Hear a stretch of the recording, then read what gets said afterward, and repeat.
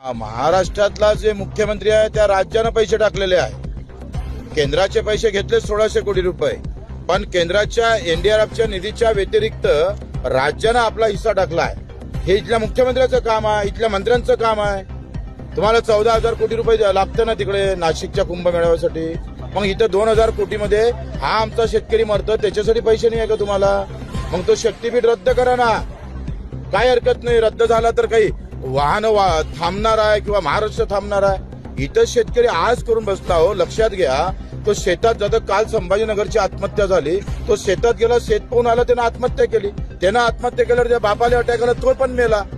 कारण तो शेती पाहून आल्यानंतर सरकारच्या तोंडाकडे पाहतं, सरकारचं तोंड बोलायलाच तयार नाही आहे. यावेळी दिलासा द्यायचं काम आहे. काय द्यायचं असेल तर द्या, पण वाईट तर बोलू नका ना. आमचे मुख्यमंत्री शेतकऱ्याला म्हणतात तुम्ही राजकारण करताय. अरे राजकारण, लोक राजकारण नाही करत तर काय करणार तुम्ही? ते अजितदादा म्हणते पैशाचं सोंग करता येत नाही. तुम्हाला बोलताना सुद्धा दिलासा देण्याची ताकद ठेवत नाही शेतकऱ्याला. पैसे द्यान तेव्हा द्यान, पण बोलणं तर चांगलं ठेवलं पाहिजे का नाही?